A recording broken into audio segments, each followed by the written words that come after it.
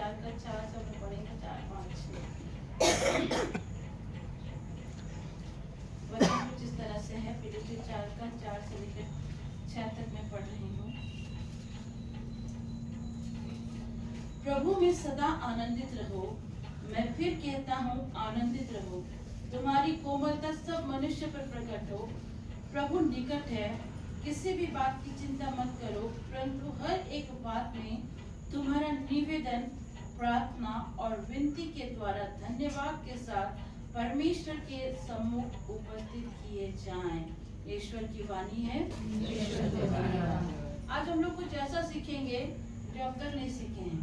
Hallelujah, यीशु की स्तुति हो, यीशु को धन्यवाद। आज मैं आप लोगों को बताऊंगी कि हमें हराने के लिए शैतान किन 3 चीजों का रणनीति बनाता है। दुष्ट हमारे जीवन में हमको हराने के लिए कई एक ऐसी रणनीति, कई एक ऐसे प्लानिंग बनाता है जो हमें समझने की आज बहुत जरूरी है, क्योंकि हम लोग एंड के टाइम में उसकी योजनाओं को समझना बहुत जरूरी है। वो बहुत तरीके से हमें भरमाता है, बहुत तरीके से हमारे शरीर के साथ, हमारे परिवार के साथ हर एक चीज से वो खिलवाड़ कर जाता है और हमें नरक की ओर ले जाने की कोशिश करता है। लेकिन आज हम लोग जानेंगे कि उसकी इन 3 या 4 या उससे कई भी ज्यादा रणनीतियां हैं जो आज मैं बताऊंगी। परमेश्वर जहाँ तक मुझे लीड करता है मैं आप लोगों को जरूर बताऊंगी कि उसकी योजनाएं कैसे होती है, कि वो हमको हराता कैसे है, वो हमें किस तरह से डिस्ट्रॉय करने की कोशिश करता है। शैतान कई प्रकार की रणनीति बनाता है हमें हराने के लिए, लेकिन आज मैं कुछ ही रणनीति को बताऊंगी, कुछ ऐसी योजना को बताऊंगी जिनको जानना हमारे जीवन के लिए बहुत जरूरी है। दुष्ट का जो लक्ष्य है ना, समझ लीजिएगा, शैतान का जो मेन इंपॉर्टेंट चीज है, मेन लक्ष्य है कि वो हम लोगों को परमेश्वर के सामने से दूर करना, परमेश्वर के करीब जाने से हमें रोकता है। उसका ये मुख्य इंपॉर्टेंट लक्ष्य है कि वो हमें क्या करता है, प्रभु के करीब जाने से, प्रभु के पास जाने से वो रोकता है और हमारी आशीषों को वो चुराने की कोशिश करता है। ये पृथ्वी पर परमेश्वर ने मुझे और आपको भेजा है। हम लोग ऐसे नहीं आए हैं, परमेश्वर ने हमें भेजा है और वो कहता है कि जब वो हमें यहाँ भेजा है ना, उसकी एक योजना होती है, ऐसे नहीं होती है, उसका एक प्लानिंग होता है। परमेश्वर आपको ऐसे ही यूं ही नहीं भेजा है पृथ्वी पर।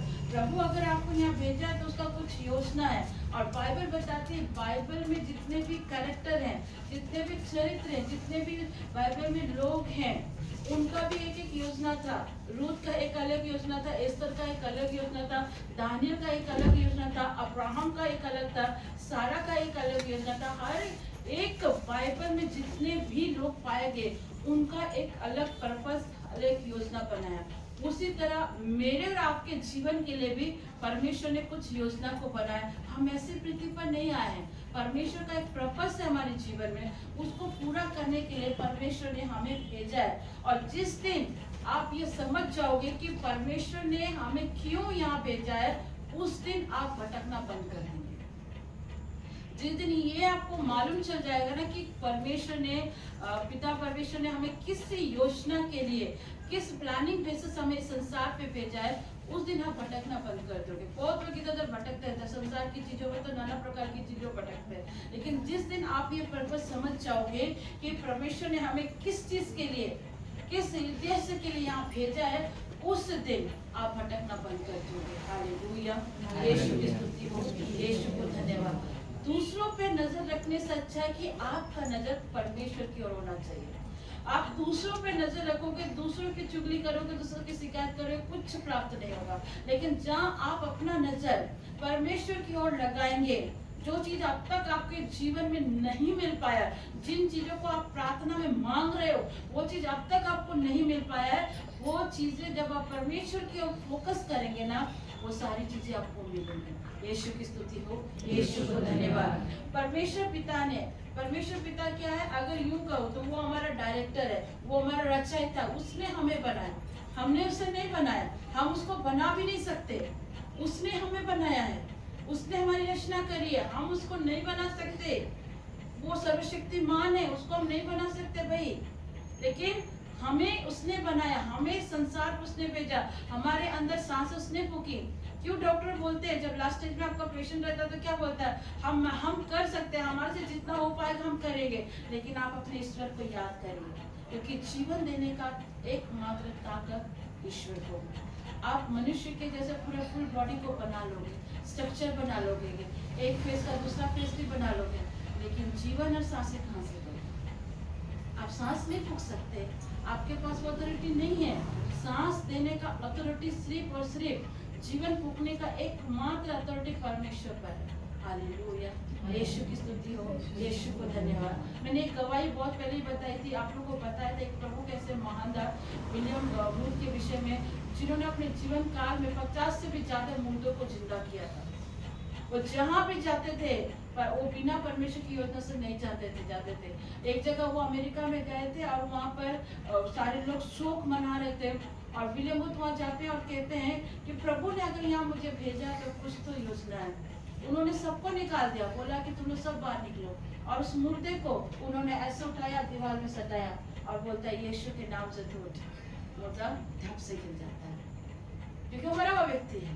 मैं आपको क्या बताना चाह रही, ध्यान से सुनना। वो एक बार उठाए, दीवार में सटाए, उन्होंने कहा मैं यीशु के नाम से मैं तुझे कमांड करता हूँ कि तू उठ। नहीं उठा। दोबारा उन्होंने मुर्दा को पकड़ा, दीवार में सटाया और कहा मैं अब तुझे कहता यीशु के नाम से तू उठ। वो फिर गिर जाता, क्योंकि मुर्दा था। लेकिन जब वो तीसरी बार उठाते वो कहता है शैतान तू मुझे भरमा नहीं सकता, क्योंकि बिना योजना का प्रभु मुझे यहाँ नहीं भेजा है, और मैं उस जीवित परमेश्वर का जो आकाश और पृथ्वी का रचयिता है, जिसने मुर्दों को जिलाया, जिसने लंगड़ों को चलाया, जिसने अंधों को आंखें दी, उस जीवित परमेश्वर के नाम से मैं अधिकार लेता हूँ और तुझ में जीवन की सांस फूंकता हूँ। जैसे उन्होंने इस बात की घोषणा करी, वो मुर्दा जी उठा।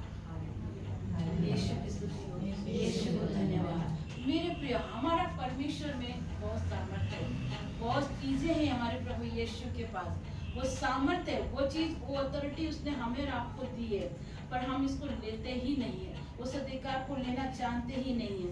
परमेश्वर ने हम सबके जीवन में कुछ ऐसी योजनाओं को रखा है। फॉर एग्जाम्पल कहूँ, आप में से कुछ लोग टीचर हो सकते हैं, कुछ लोग हो सकता है हॉस्पिटल में काम करे, कुछ लोग हो सकता है हाउस वाइफ है, कुछ लोग हो सकता है हॉस्पिटल में काम करे। ये जो आप कर रही है, आपका परमेश्वर ने आपको उस जगह पर रखा है, परमेश्वर ने आपको उस उद्देश्य के लिए बनाया है। परमेश्वर की जो योजना है आपको उस पोस्ट पर पहुंचाने के लिए, क्योंकि उस जगह से भी आप परमेश्वर की सेवा कर सकते हैं। लाइक आप अगर टीचर हैं तो परमेश्वर आपको इसलिए टीचर बनाता ताकि तुम बच्चों को अच्छी शिक्षा दे सको। अगर परमेश्वर आपको डॉक्टर या नर्स बना रहा तो परमेश्वर चाहता है कि तुम्हारे द्वारा रोगी चंगे हो और तुम्हारे द्वारा लिखे हुए मेडिसिन से वो हील हो जाए। ये परमेश्वर की एक योजना है आपके जीवन में, एक पर्पस है जो परमेश्वर आपको उसके लिए चुनता है, और आप जिस प्रोफेशन में है उस जगह से परमेश्वर को महिमा मिलती है जब आप उस जगह में ईमानदारी से काम करते हो। हालेलुया, यीशु की स्तुति हो, यीशु को धन्यवाद। ये मत सोचिए कि सिर्फ सिस्टर बनने से प्रभु की स्तुति हो, प्रभु की महिमा होती है, फादर बनने से pastor. No no no no, आप परमेश्वर की सेवा आप जिस पोस्ट पे भी है ना उससे भी कर सकते हैं। परमेश्वर कहता है कि अगर तू टीचर है तो उस टीचर के पोस्ट तक भी मैंने ही तुझे पहुंचाया, अगर तू डॉक्टर है तो उस तक भी मैंने ही तुझे पहुंचाया, ताकि उस जगह से तुम मेरे नाम की महिमा करो। हालेलुया, यीशु की स्तुति हो, यीशु को धन्यवाद। जब आप ये समझ जाएंगे कि परमेश्वर ने मुझे इस चीज के लिए चुना है, उस दिन आप भटकना बंद कर दोगे। हालेलुया, परमेश्वर की स्तुति हो, परमेश्वर को धन्यवाद। अब जो बातें मैं आपको बता रही हूँ, किस तरह दुष्ट हमें डिस्ट्रैक्ट करता है प्रभु की पद्धति में जाने के लिए। सबसे पहला उसका हथियार होता है दिमाग को उलझाना। बोलिए, दिमाग को उलझा देना, दिमाग को, माइंड को डिस्ट्रैक्ट कर देना। वो दुष्ट ऐसा काम करता है, शैतान आपको आपके उद्देश्य से भटका देगा। आप जिस चीज के लिए चुने गए हो उस चीज से आपको पूरी तरह कोशिश करेगा कि आपको भटका दे। उसका पहला मुख्य हथियार यही है कि आपके माइंड को, आपके माइंड में वो अटैक करेगा, माइंड के विचारों पर अटैक करेगा। किस तरह से आप उस चीज से उलझ जाओ और आप प्रार्थना करना छोड़ दो, आप अपना काम करना छोड़ दो और अपनी जिंदगी को डिस्ट्रॉय करो। ये शैतान का पहला कारण है। वो याद दिलाएगा। मान लीजिए मैं यहाँ किसी पर्सनली किसी एक को लेकर नहीं कह रही हूँ, समझाने के लिए कह रही हूँ। आप अच्छा काम कर रहे हो, आप अच्छी नौकरी कर रहे हो, अचानक शैतान देखता है, कह रहे ये तो बहुत अच्छे से काम कर रहा है, चर्च जा रहा, संगति कर रहा, फैमिली प्रेयर कर रहा, सब कुछ कर रहा। अब वो क्या करेगा ना, आपकी लाइफ को डिस्ट्रॉय करने के लिए आपके वीक पॉइंट को पकड़ेगा। और वो आपके वीक पॉइंट को जान गया कि अरे इसका वीक पॉइंट नशा है, इसका वीक पॉइंट व्यभिचार है, इसका वीक पॉइंट वल्गर चीजें। वो क्या करेगा, वो ऐसे ही लोगों को आपके पास भेजेगा, ऐसे ही चीज आपके फोन्स पर लाएगा जिससे आपका माइंड डिस्ट्रैक्ट होगा। और ऐसे ही लोग आपको मिलेंगे, ठीक है ना, चलो थोड़ा सा पी लेते हैं। आप वहाँ बोलेगा भाई मैं नहीं पीता, वो आपको क्या बोलेगा, ठीक है तू मत पीना लेकिन तू साथ में बैठना। आप अगर बोलोगे मैं नहीं पीता तो क्या बोले, तू तो बड़ा शरीफ हो गया है। तू कब से शरीफ हो गया, शैतान कैसे उलझाता है, तू तो बड़ा शरीफ हो गया, तू तो बीवी का गुलाम है, माँ का पल्लू पकड़ के बैठा है। इस तरह की बातें आपसे करेंगे। शैतान जानता है आपके वीक पॉइंट को और उसको पकड़ के ऐसे लोगों को आपके सम्मुख लाएगा कि किस तरह आपके दिमाग को, आपके जीवन को डिस्ट्रॉय करे। हमारा एक भाई बोलता है कि सिस्टर मैं पीता तो नहीं हूँ लेकिन क्या करूँ, मुझे ऐसे लोगों के सामने उठना और बैठना पड़ता है। क्यों उठना बैठना, आप अभी नहीं पी रहे हैं लेकिन आप जैसे संगति में बैठना प्रारंभ करोगे ना, बोलेगा ठीक है भाई तू मत पी, लेकिन तू क्या कर, थोड़ा सा टेस्ट कर ले, थोड़ा सा टेस्ट कर ले।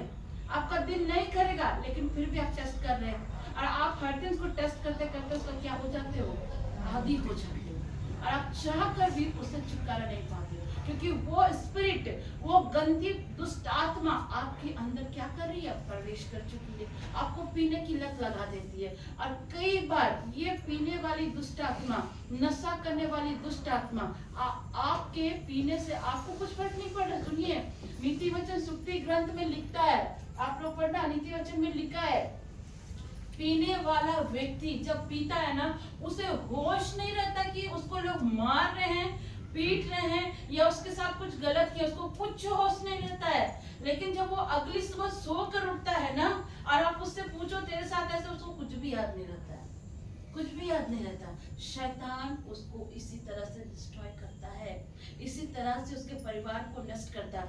आज आपको शैतान की युक्ति को समझने की बहुत आवश्यकता है। शैतान किस तरह से आपके घर पर डिस्ट्रैक्ट करता है। आप लोग देखना, फोन चलाते रहोगे। कल की बात बता रही हूँ, कल मैं फोन चला रही थी, अचानक से और कुछ ऐसी चीजें आ गई जो मेरे माइंड को भी डिस्ट्रैक्ट कर दी। आप फोन चलाते रहना, फोन चलाते चलाते कुछ चीजें आ जाएंगी, गलत चीजें आएंगी। आपको इच्छा करेगा कि नहीं देखे, लेकिन शारीरिक अभिलाषा के अनुसार थोड़े से देख लेते हैं और आप इतना देखते रहेंगे, देखना आप किस तरह से शैतान आपके टाइम को खींच ले रहा है और आप फोन में इस तरह से चलते चलेगा, गंदी चीजों को आप देखते चलेगा। आप पता, वो गंदी चीजें आपके बॉडी में इम्पार्ट हो जाती है, इम्पार्ट होती है और आपका मन, आपका विचार उस चीज को सोचने लगता है। फॉर एग्जाम्पल, इस समय अगर मान लो बेबी नहीं है, हमने देखने हैं कुछ मोबाइल में आया, देख रहे उसको बच्चा हो गया, उसकी शादी हो गई, देख रहे और उसमें कुछ ऐसी चीजें आ रही है, वो तो रो रहा साथ में हम भी रो रहे हैं, उसका इमोशन हमारे अंदर भी इम्पार्ट हो रहा है।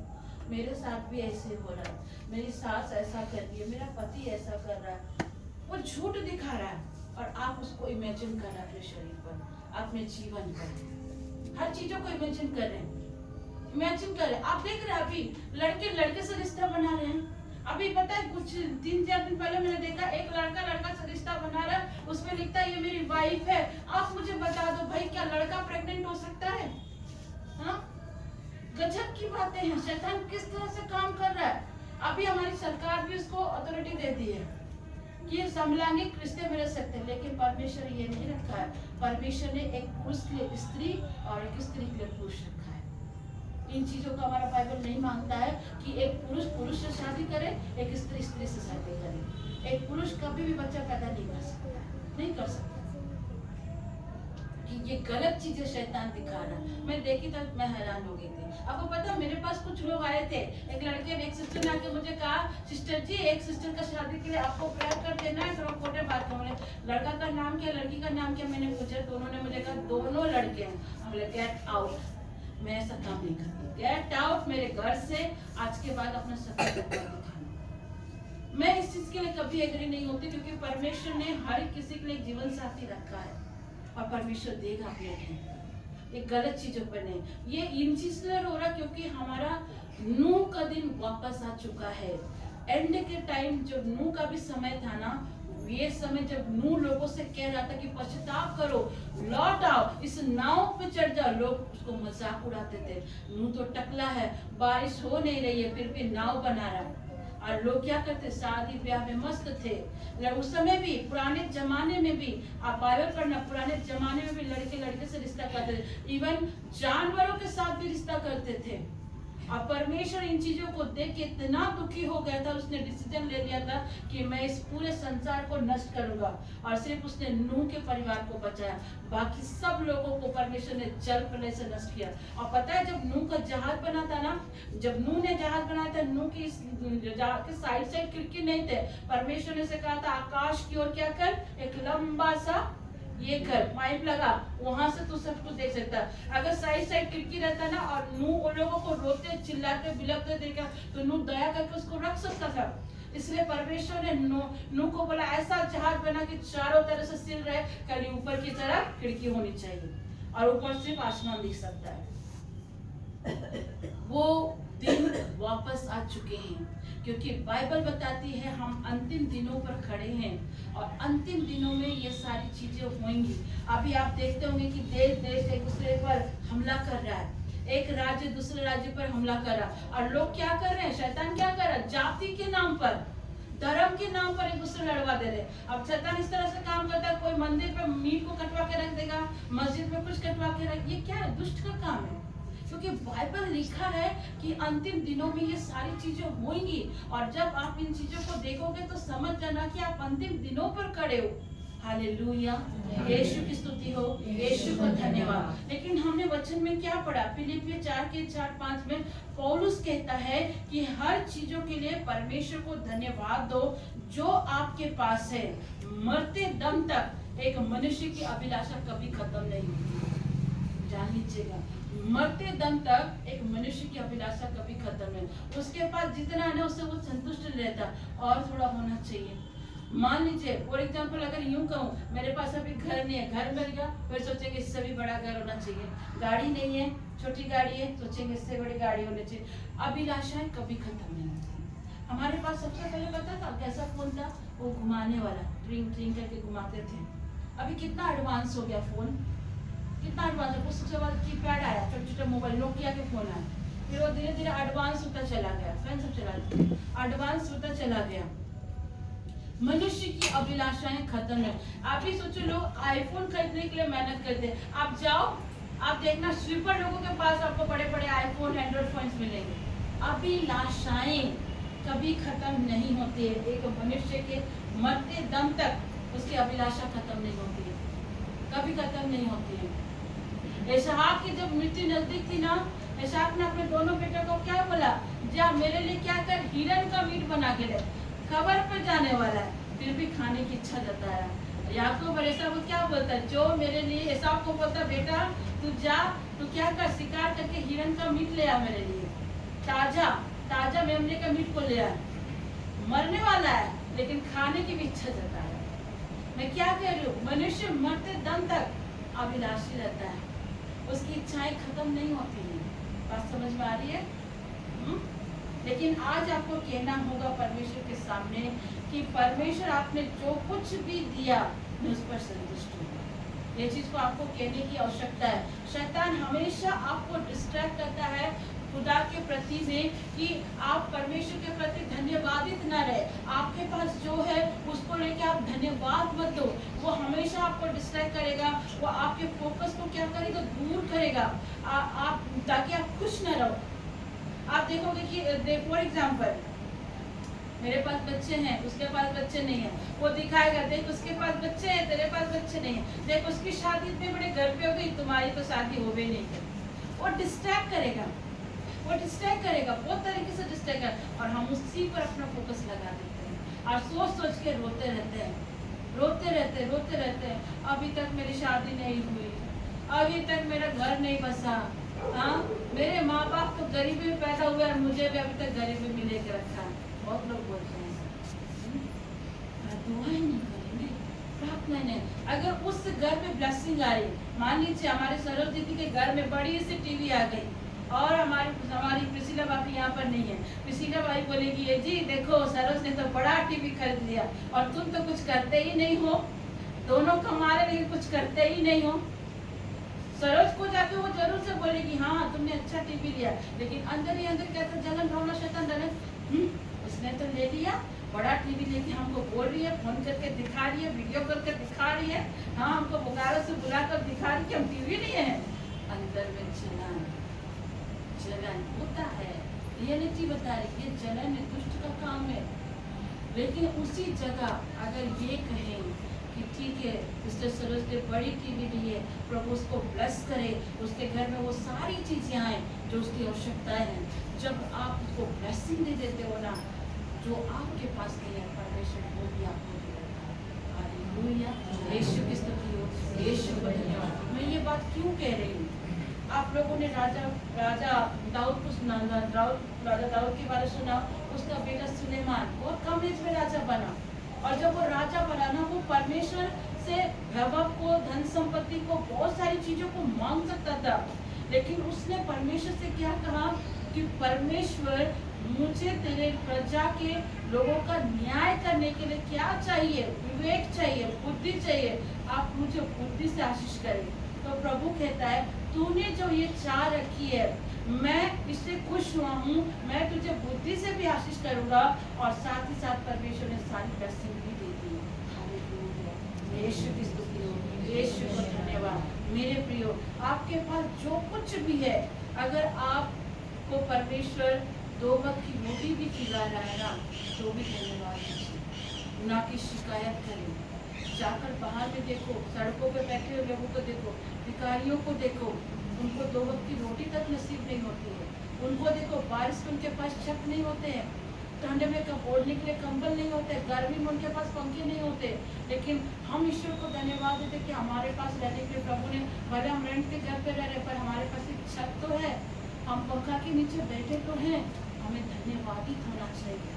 और जब आप प्रभु का हर छोटी छोटी बातों के लिए धन्यवाद देते हैं ना, परमेश्वर आपको ब्लेसिंग देता है। एक्सक्यूजेस मत बनाइए, किसी और की घर की ब्लेसिंग को देखकर अपनी पत्नी से या अपने पति से मत लड़िए, अपने सास ससुर से मत लड़िए, एक्सक्यूजेस देना बंद करिए, बल्कि प्रभु को धन्यवाद देना शुरू करें। जो लोग एक्सक्यूजेस देते हैं, जो लोग खाली प्रॉब्लम प्रॉब्लम प्रॉब्लम बोलते रहते हैं ना, उनकी लाइफ में कभी ब्लेसिंग नहीं होती। शैतान का ये काम है। दूसरा, शैतान क्या करता है, शैतान अपना समय बड़े ध्यान से चुनता है। बोलिए, शैतान अपना समय बड़े ध्यान से चुनता है। वो आपके कमजोर समय को जानता है, और शैतान ने, देखो शैतान को पता है कि आपका वीक पॉइंट क्या है, वो एक टाइम और पीरियड को चुनता है। शैतान कभी फास्टिंग में आपके पास नहीं आएगा, ये चीज मैं आपको बता रही हूँ। जब आप उपवास करते हैं ना, उस समय आपको जल्दी छूने की कोशिश नहीं करें। जहाँ आपका उपवास उठेगा ना, भूख लगने लगेगा ना, उस समय बहुत सारे विचार आना शुरू करेंगे, बहुत सारी चीजें आना प्रारंभ हो जाएगा। शैतान, देखो जब यीशु मसीह उपवास में थे, और जब प्रभु यीशु मसीह का उपवास खत्म हो गया, और शैतान जान रहा था कि अभी प्रभु कृष्ण को क्या लगेगा, भूख लगेगा, और वो ठीक उसी समय शैतान क्या किया, उस वीक टाइम में, उस कमजोर टाइम में शैतान प्रभु के पास जाके क्या कहता है, अरे तेरे विषय लिखा है कि तू क्या है, परम प्रधान का पुत्र है, इस पत्थर से कहते रोटी बन जाएगी। उस वीक टाइम में, उस कमजोर टाइम में शैतान ने प्रभु के जाने का समय को चुना। मैं क्या समझा रहा हूँ, समझ रहे हो? वो आपका वीक पॉइंट को जानता है।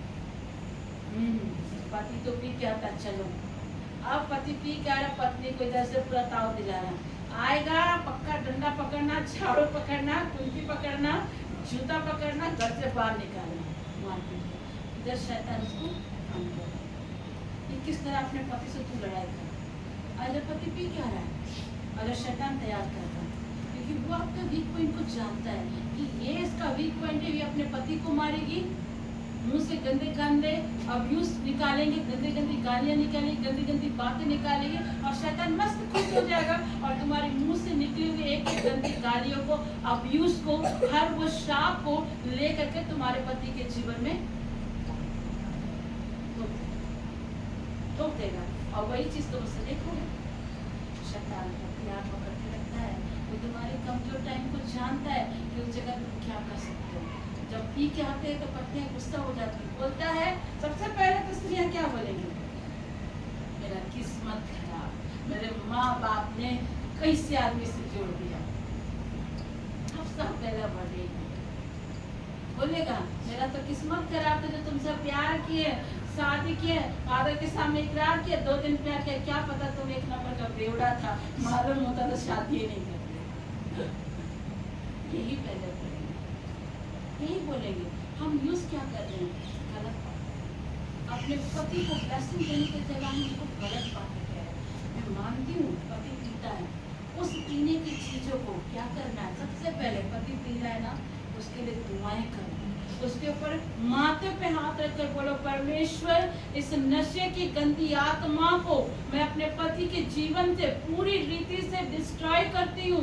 ये परमेश्वर आपने मुझे दिया है, ये आपका बेटा आने वाले दिन में परमेश्वर ये आपकी सेवा करेगा, मुझे लेकर चर्च जाएगा, वो चर्च में जाकर संगति करेगा, आपकी आराधना करेगा, उसका जीवन बदलेगा।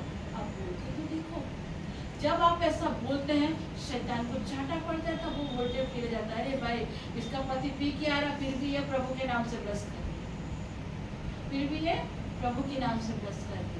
मतलब वो आपके वीक पॉइंट को जानता है, लेकिन आप उस वीक पॉइंट में परमेश्वर की बड़ाई करते हैं ना, वो लज्जित हो जाता है और धीरे धीरे परमेश्वर आपके पति, आपके भाई, आपके बेटे के जीवन से उस नशे की आत्मा को क्या करता है, धीरे धीरे दूर करता है। आपको ध्यान देना कि आपकी कमजोर पॉइंट कौन सी है, किस कमजोर पॉइंट पे आपको काम करना है। मैं सूरज प्रमाणी का एक मैसेज सुन रही थी, उन्होंने बताया कि वो एक क्या बोलेंगे आपको, छत्तीसगढ़, हाँ, छत्तीसगढ़ में एक सिस्टर के घर पे गए थे, उनके फादर को कैंसर का लास्ट स्टेज था और वहाँ के पास्टर ने कहा कि ब्रदर जी आपको सिस्टर के घर जाना होगा, उनके पापा को लास्ट स्टेज का कैंसर है, कृपया उनके लिए प्रार्थना के लिए चलिए। और सूरज भाई मन मन में सोचे थे कि उनकी बेटी को थोड़ी सांत्वना भी दे देंगे, वचन भी बोल देंगे और प्रार्थना भी कर देंगे, क्योंकि उस बहन की मम्मी ऑलरेडी ऑफ हो चुकी थी, संसार को छोड़ दिया, पापा भी ऐसे लास्ट स्टेज पे थे। पर जब वो वहाँ गए और उस बहन ने उनको देखा, प्रेज द लॉर्ड का, और बोला, तब उन्होंने बोला सिस्टर आप चिंता नहीं, बोलती नो नो नो मैं चिंता नहीं करती हूँ। उन्होंने बोला मैं चिंता नहीं करती हूँ। उन्होंने क्या बोला पता है, क्योंकि उनको पता था शैतान कमजोर पॉइंट को जानता, इसलिए उन्होंने क्या कहा कि ब्रदर आप आए हो, धन्यवाद, आप यहाँ तक आए इसके लिए भी थैंक यू, परमेश्वर आपको ब्लेस करे, लेकिन आप इनकी हीलिंग के लिए प्रार्थना मत करना। उसकी बेटी ने ये बात की, उन्होंने कहा आप इनकी हीलिंग के लिए प्रार्थना नहीं करना, बल्कि आप ये प्रार्थना करो कि परमेश्वर ने इनको ऑलरेडी चंगाई दे दी, ये ठीक हो गया, प्रभु को धन्यवाद का कल प्रार्थना। कितनी अच्छी बात थी। उसने कहा चंगाई की प्रार्थना मत करो, वो ठीक हो चुके हैं उसके लिए प्रार्थना करो, और वो लास्ट इसके कैंसिल कर। और भाई ने उनके विश्वास को देखा और दुआ करी कि प्रभु इस बेटी के विश्वास के अनुसार मैं भी विश्वास करता हूँ कि इसका पिता हील हो चुका, मैं आपको धन्यवाद दे रहा। और रिसेंटली यही कुछ दिन पहले भाई के पास फोन आया था, 4 इयर्स हो गए थे इस बात को लेके, और जब उन्होंने पूछा सिस्टर आपके पापा कैसे हो, बोलते मेरे पापा कंप्लीटली,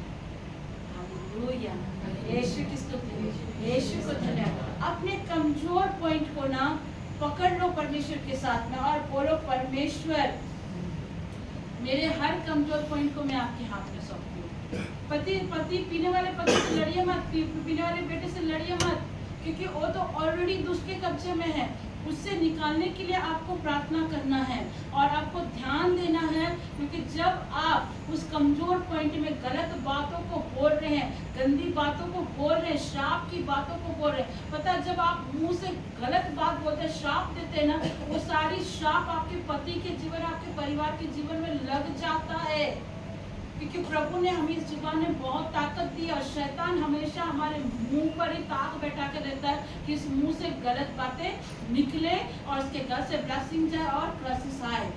बात समझ रहे हो?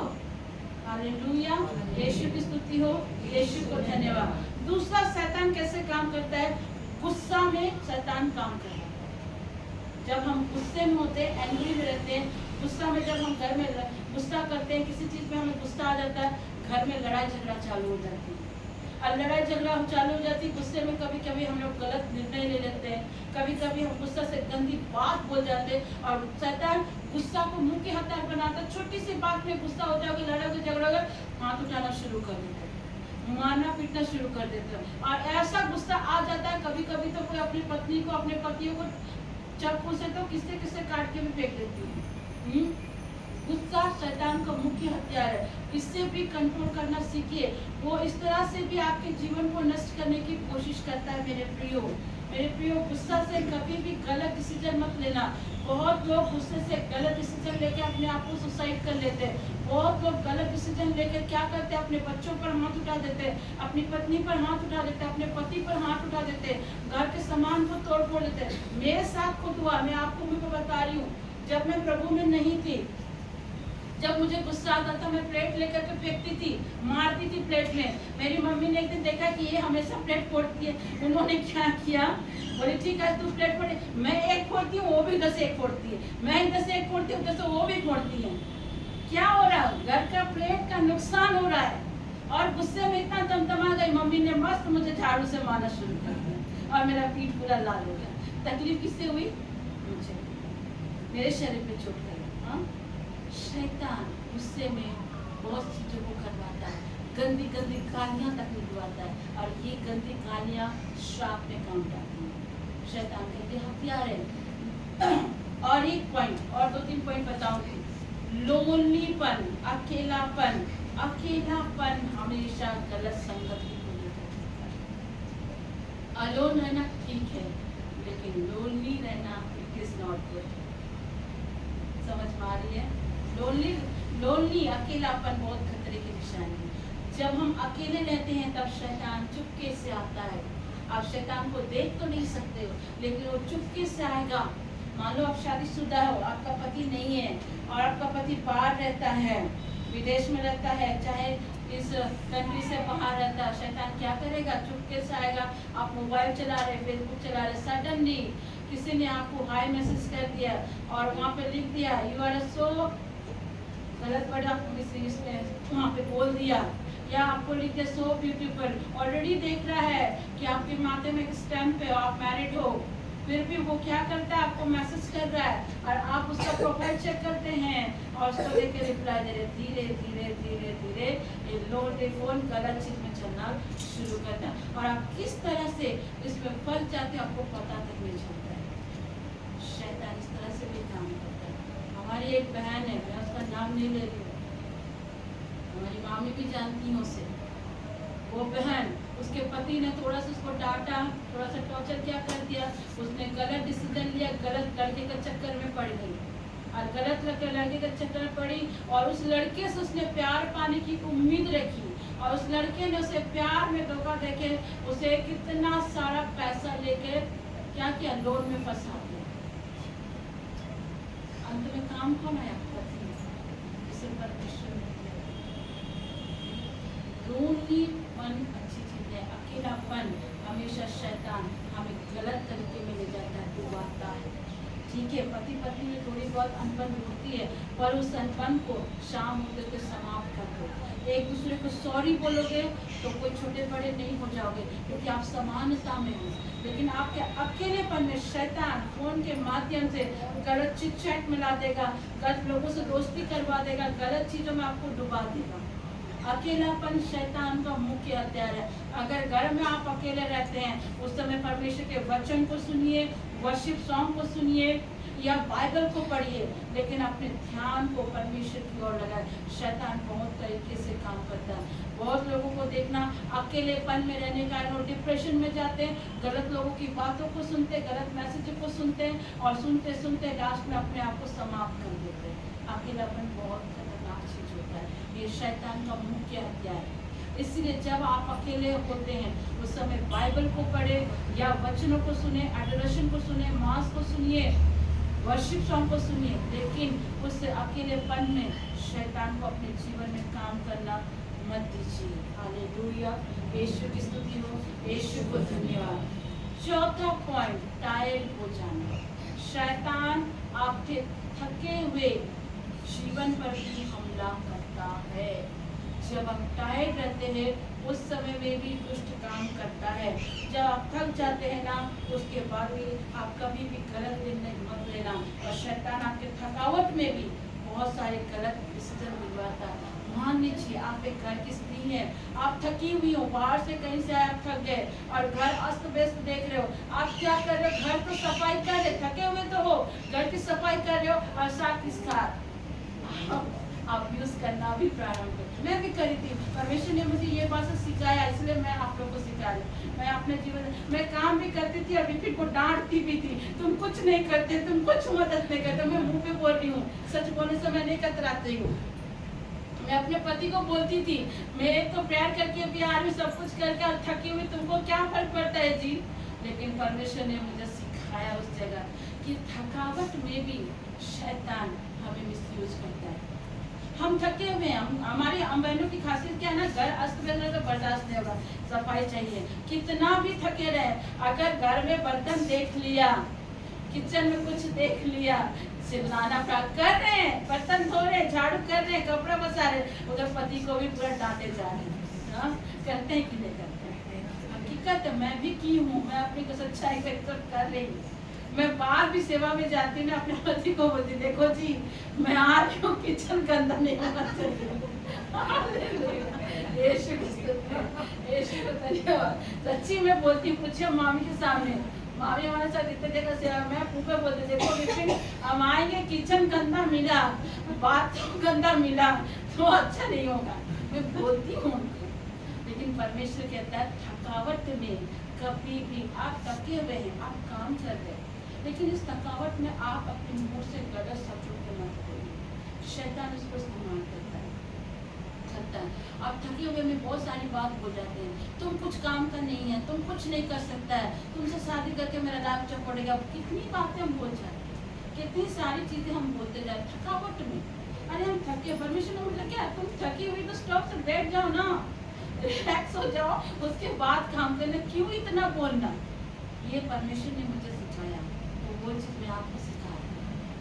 पहले एक्सपीरियंस से जो सीखा है इसीलिए मैं आपको सिखा रही हूँ, क्योंकि गलत चीजें थकावट के समय में भी शैतान मुझसे कई एक गलत बातों को क्या करता है, भुलवा देता है। इसीलिए जब आप टायर्ड हो जाते हैं ना, तो अपने मुंह से कुछ भी गलत बातें मत बोलिए। परमेश्वर कहता है तू थकी हुई है, तू आराम कर, लेकिन टाइटनेस में कभी भी गलत बातों को मत बोलो। हालेलुया, यीशु की स्तुति, यीशु को धन्यवाद।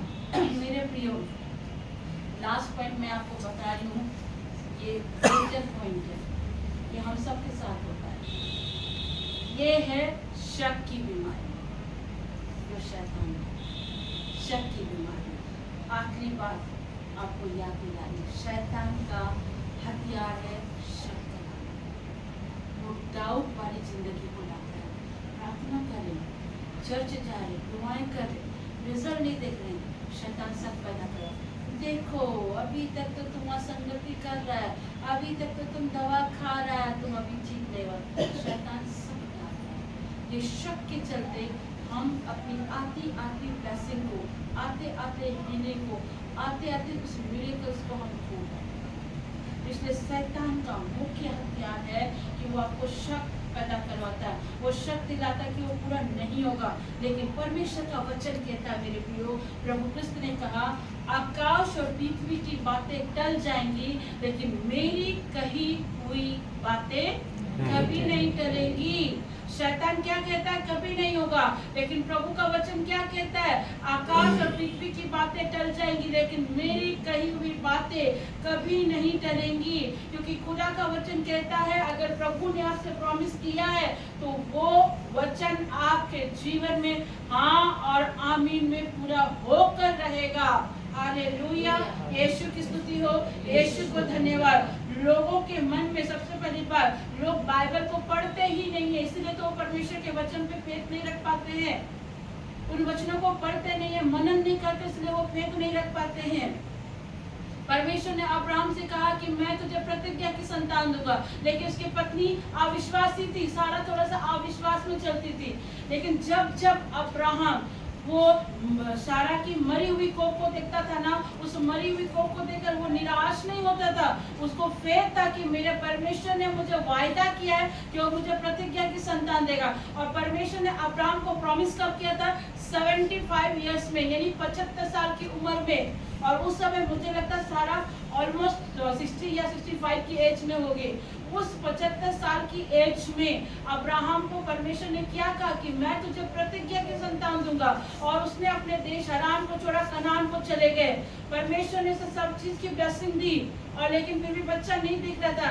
सारा कहती थी कि अब्राहम, वो सारा देखो अपने पति को बहुत आदर करती थी। वो कहती, स्वामी मेरे प्रभु, मुझे बच्चे नहीं हो रहे, तू क्या कर, मेरी दासी से रिश्ता बना, हजीरा से रिश्ता बना और बच्चा पैदा कर। वहाँ पे कभी कभी हम भाई जो है ना, वो अपनी पत्नी के इमोशन में आकर बैठ भी जाते हैं, दूसरी शादी भी कर लेते हैं। ऐसा ना करिए कभी भी। परमेश्वर ने इस नियम को खारिज किया है। एक ही पत्नी होनी चाहिए, ठीक है? दो विवाह नहीं होना चाहिए, एक पत्नी होनी चाहिए। लेकिन परमेश्वर कहता है आकाश और पृथ्वी की बातें टल जाएगी, मेरा कहा हुआ वचन कभी नहीं। परमेश्वर अब्राहम से मिलने आता और कहता है कि आने वाले वसंत की ऋतु में तुम्हारी पत्नी गर्भवती होगी और उसे एक पुत्र पैदा होगा जिसका नाम इसहाक होगा। लेकिन सारा अविश्वासी की तरह क्या करती है? हम स्त्रियां, बच्चा होगा। देखो मैं तो देखो बूढ़ी हो गई हूँ, 90 साल का हो गया, मासिक धर्म बंद हो गया, पीरियड बंद है, ये देखो पगला, मैंने कहा बच्चा होगा। स्त्री का क्या गुण है भाई? वहाँ प्रभु आके बोल भी रहा है, लेकिन वो यहाँ पे तंबू में खड़ी के ऐसा कपड़ा लेके बोलती होगी। लेकिन परमेश्वर कहता है तुम हंसी, तुम क्या बोलते हो, डर जा? नहीं, मैं नहीं हंसी। लेकिन कहा तुमने हंसा है। इसहाक का मतलब है हंसी। इसहाक के नाम का अर्थ होता हंसी, क्योंकि वो हंसी थी, इसीलिए इसहाक नाम था। इसहाक का मीनिंग आप लोगों से पहले नहीं मालूम होगा, आज मैं आपको बता रही। इसहाक का मीनिंग का होता है हंसी, क्योंकि वो प्रभु के बात पर हंसी थी। और प्रभु ने उसे कहा, और जब वसंत ऋतु पहुंचने लगा, ऑटोमेटिक सारा का बदन एक जवान स्त्री की तरह टाइट होना शुरू हो गया और उसने गर्भ धारण कर लिया। हालेलुया, यीशु की स्तुति। परमेश्वर कहता है मैंने कहा है वो बातें हाँ और आमीन में पूरी होकर रहेंगी। मेरे प्रियो, परमेश्वर अगर आपसे कहता है कि मैं तुझे प्रतिज्ञा की संतान दूंगा, तो वो निश्चय ही देगा। वो कहता है मैं तुम्हें जीवन साथी दूंगा, तो निश्चय ही वो देगा। वो कहता है आपको घर की आशीष दूंगा, वो देगा। वो अगर कहता है कि मैं तेरे कर्जों को समाप्त करूंगा, तो वो करेगा। वो बड़े से बड़ी बीमारी को चंगा करने वाला परमेश्वर यहोवा रफा है। पर आपको विश्वास में चलना है और इन शैतान के तीरों को समझने की आवश्यकता है। आप इन तीरों को समझ लिए, उसकी योजना को समझ लिए ना, तो आप भटकना बंद हो जाओगे। हालेलुया, यीशु की स्तुति हो, यीशु का धन्यवाद।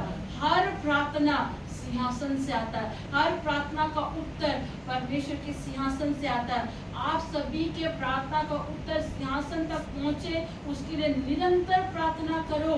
निरंतर। बांझपन केवल स्त्रियों में नहीं होता। बांझपन सिर्फ बच्चा नहीं हो रहा बोल के बांझपन नहीं होता है। बांझपन अगर आपका बिजनेस नहीं कर रहा तो वो भी एक बांझपन है। आप जिस काम को हाथ लगा रहे वो काम सफल नहीं हो रहा, वो भी बांझपन है। बांझपन सिर्फ स्त्रियों में नहीं होती है। ये सारी चीजें, आपका काम सक्सेस नहीं हो रहा है, आप कोई बिजनेस कर रहे हो वो सफल नहीं हो पा रहा, आपके घर में बराबर कुछ ना कुछ हो रहा है, तो ये भी एक प्रकार का बांझपन है। और ये बांझपन श्राप में गिनती आता है। आप अपने जीवन में देखो कि ये कहाँ पर है, कौन सा ऐसा श्राप मेरे जीवन में पड़ा है, कौन सी ऐसी चीजें जो इस चीजों को पाने के लिए, इस ब्लेसिंग को पाने के लिए रोक रही है। आप चर्च जा रहे हो, आप दुआ कर रहे हो, वचन कन्फेशंस कर रहे हो, इसके बाद भी अगर आप कंसीव नहीं कर पा रहे हैं, आप प्रार्थना कर रहे हो, उपवास कर रहे हो, वचन पढ़ रहे हो, दवाएं खा रहे, इसके बाद भी आप अगर कन्फेस नहीं कर पा रहे, तो आप परमेश्वर से पूछें, परमेश्वर मेरे जीवन में या मेरे परिवार में या मेरे पीढ़ी में कौन सा ऐसा श्राप है जो मेरे इस ब्लेसिंग को आने से रोक रही है। आप प्रभु से प्रार्थना करें, परमेश्वर आपको वो सारी चीजें स्वप्न में, दर्शन में दिखाएगा और उसके लिए प्रार्थना करें। परमेश्वर उस बांझपन के स्पिरिट को, श्राप को तोड़ देगा। कई बार देख आप दवा खा रहे हो, आप चर्च जा रहे हो, आप वचन पढ़ रहे हो, उपवास कर रहे, लेकिन आपको पता ही नहीं कि कौन सा श्राप आपके जीवन में आ पड़ा हुआ है। उस श्राप को तोड़ने के लिए आपको प्रभु से प्रार्थना करने की आवश्यकता है। एक सिस्टर बच्चे के लिए प्रार्थना करवा रही थी, और जब वहाँ पे ब्रदर ने प्रार्थना किया, ब्रदर जब प्रार्थना करते उन्होंने कहा कि सिस्टर आपके पापा ने अपने जीवन काल में कुछ ऐसी गलतियां करी थी, वो श्राप आपके जीवन में पड़ा है। ये जरूरी नहीं कि वो हर बच्चे पर पड़े, किसी एक बच्चे पर हो सकता है, चाहे छोटे बच्चे पर, बीच वाले बच्चे पर, बड़े बच्चे, किसी एक के पर श्राप है। उस श्राप को आप तोड़ो और आप कंसीव करोगे। वो सिस्टर कई साल से, करीबन 7, 8, 10 साल बीत गए, कंसीव नहीं करी थी। हर तरह की उसने दवा खाया, वो रेगुलर चर्च आ रही है, वचन पढ़ रही, कन्फेशंस कर रहे, सब कुछ करे, कंसीव ही नहीं कर पा रही थी।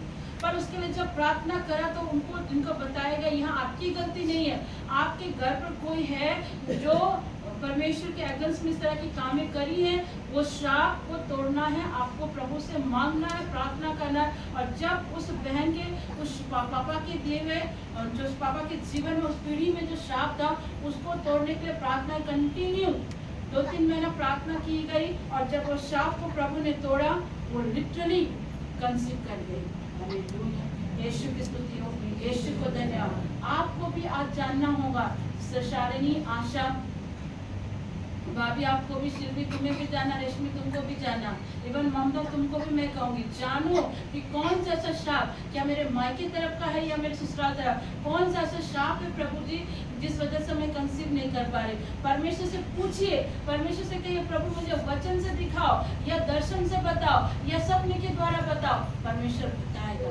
और उसे प्रार्थना में तोड़ो। कई बार आप दवा करें, सब कुछ ओके रहता है, लेकिन फिर भी आप कंसीव नहीं कर पा रहे। परमेश्वर ने मुझे कल बहुत अच्छे से इस बात को समझाया कि कई बार पीढ़ियों का श्राप, और कई बार हमारे पूर्वजों के द्वारा की गई गलत चीजों के कारण हमारे जीवन में वो श्राप आ जाता है, उसको हमें तोड़ने की आवश्यकता है। इसलिए अपने साथ, अब जब आप दवा खा रहे हो, प्रार्थना करे, दुआएं करे, वचन पढ़ रहे, तो इसकी भी बात की घोषणा करो, प्रभु अगर कोई भी ऐसा श्राप मेरे ससुराल में या मेरे मायके से है, उसे मैं आपके नाम से डिस्ट्रॉय कर दूँ। आपको बोलने की आवश्यकता है। कल परमेश्वर ने मुझे बहुत अच्छे से सिखाया। आने वाले फ्राइडे में मैं कुछ चीज़ों को बताऊंगी कि ऐसे 14 ब्लेसिंग है और 54 श्राप है, 54 श्राप है, उसके विषय में मैं आप लोग को जरूर बताऊँ। मैं भी सीख रही हूँ, मैं आपको बता रही हूँ, मैं भी सीख रही हूँ। उन श्रापों के विषय में भी आप लोगों को मैं बताऊंगी, और कैसे उन श्राप से हम निकल सकते हैं, उसको भी हम लोग जाएंगे। 14 कौन सी ब्लेसिंग है जो हमारे जीवन में होना आवश्यक है, और कौन से ऐसे श्राप हैं जिसे हमें अपने जीवन से अलग करने की आवश्यकता है। कल जब मैं इसको सीख रही थी तो मुझे आत्मा में लगा मेरी बहनों के जीवन में ये सीखना बहुत जरूरी है। कहाँ वो चीजें अटक जा रही हैं जिस वजह से ये चीजें रुक रही। शैतान का एक मुख्य हथियार क्या होता है, अभी अधिकतर लड़कियों को देखना पीरियड में प्रॉब्लम डाल रहा है। वो किसी को पीसीओ, किसी को पीसीएस, किसी का युक्त क्या बोलेंगे, छोटे छोटे ट्यूब्स बन जा रहे हैं, छोटे छोटे गांठ बन जा रहे हैं। ये शैतान के हथियार है, ये बीमारी नहीं है, शैतान के हथियार है। ताकि वो जानता है ये हथियार डाल रहा है, ताकि वो परमेश्वर के बच्चे को आने से रोक रहा है। क्योंकि एक मसीह से एक मसीह बच्चा जब पैदा होता है ना, परमेश्वर की सामर्थ को लेकर उतरता है, इसीलिए वो ये छोटी छोटी चीजों को डाल करके रोकने की कोशिश कर रहा है। इन चीजों को समझना है, बहुत अच्छे से समझना है मेरे प्रियो। प्रभु इन चीजों को कल मुझे बहुत अच्छे से समझा रहा था। मैं आप लोगों के लिए जब पर्सनली नाम बर नाम दुआ लेकर दुआ करती हूँ ना, तो परमेश्वर ने मुझे कहा कि ये बात उनको जरूर बताओ कि ठीक है दवा खा रही है, दुआ करी, उपवास करी, वचन पढ़ी, लेकिन कहीं तो किसी के जीवन में श्राप है। उस श्राप के लिए भी प्रार्थना करो कि परमेश्वर जो मेरे ससुराल में या मेरे मायके में या मेरे पूर्वजों के द्वारा कुछ भी ऐसा पाप किया गया है जो श्राप है, आपके नाम से प्रभु वो सारे श्राप को मैं तोड़ दी हूँ। क्रूस पे परमेश्वर ने सारे श्रापों को तोड़ा, क्रूस पे परमेश्वर सारे बंधनों को तोड़ा, क्रूस पर परमेश्वर ने हर बीमारियों को उठाया है, वहाँ से हमें छुटकारा मिला है। आज आपको ये करने की आवश्यकता है, उसे बोलने की आवश्यकता है। परमेश्वर ने ये बात मुझे बहुत अच्छे से समझाया, और जब आप ऐसा करते हो परमेश्वर आपको हर प्रकार की ब्लेसिंग देते हैं। हालेलुया, यीशु की स्तुति हो, यीशु को धन्यवाद। आने वाले फ्राइडे में हम ये जरूर आपको बताएंगे कि वो कौन सी श्राप है जो हमारी आशीष को रोकती है और कौन सी ब्लेसिंग है जिसके द्वारा हम प्रभु में और उन्नति कर सकते हैं। हालेलुया, इस वचन के द्वारा प्रभु आप सबको आशीष दे।